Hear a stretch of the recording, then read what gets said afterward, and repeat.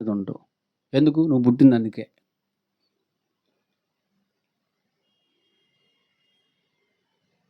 అలా ఉంటే నిరంతరం ప్రకాశించే జ్యోతులను పోలిన వారిగా ఉంటారు. యోహాను సువార్త చూస్తారా? 4వ అధ్యాయము. యోహాను సువార్త 4వ అధ్యాయం 28, 4:28 నుండి. ఆ స్త్రీ తన కొండను విడిచిపెట్టింది. సమరయ స్త్రీ. ఆమెకు పేరుందా? పేరు ఏంటండి? అందరూ పేరు లేని వాళ్ళు తగులుతున్నారు మనకి. పేరేం చేసుకుంటారు? కొంతమంది పేరు పిచ్చోళ్ళు ఉంటారులేండి. పేరు పిచ్చోళ్ళు. ఏమండి, మా చర్చిలో ఒక ఆమెని పేరు పెట్టి పిలిచానండి. అలిగింది నా మీద. పేరు పెట్టి పిలిచినందుకు అలిగిందండి. నిన్ను అన్నా అంటే ఇద్దరి పేర్లు ఒకటే.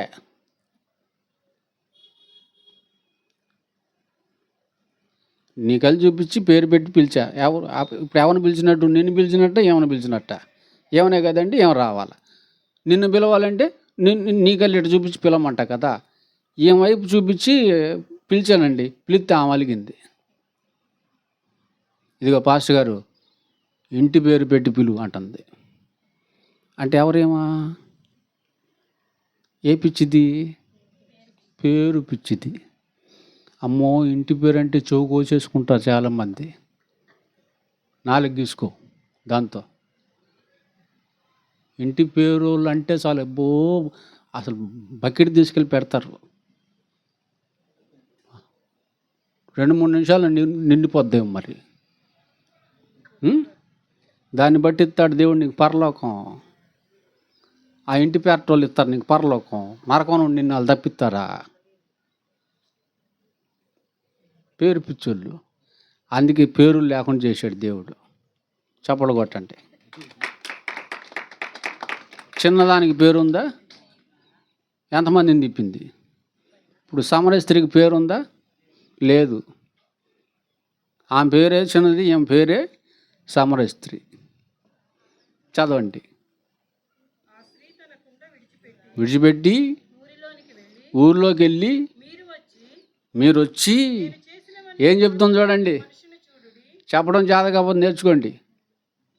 ఏం చెప్తుంది? ఊళ్ళోకి వెళ్ళి నేను చేసినవన్నీ, నేను ఏమేం చేశాను మీకు తెలీదు.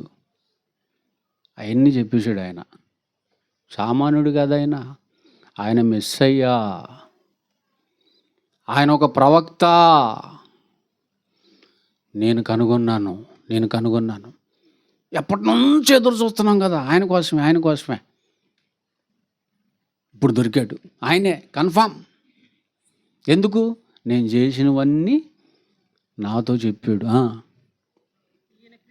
ఈయన క్రీస్తు కాడా అని ఆ ఊరోళ్ళతో చెప్తే, అమ్మో, బయలుదేరి ఆయన దగ్గరికి వచ్చేసారు. తిప్పేసిందా? ఎంతమందిని తిప్పేసింది? ఊళ్ళో ఉన్న వాళ్ళందరినీ తిప్పేసింది. ఫస్ట్ ఆమెతో ఎవరు మాట్లాడారు? యేసుక్రీస్తు వారు మాట్లాడాడు.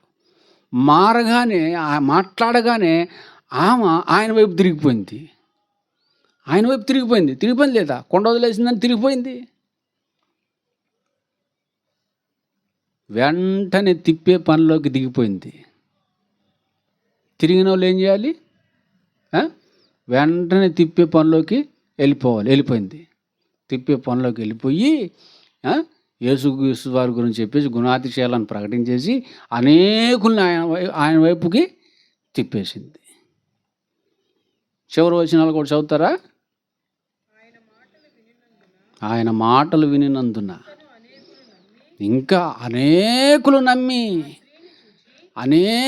నమ్మటానికి కారణం ఎవరయ్యారు?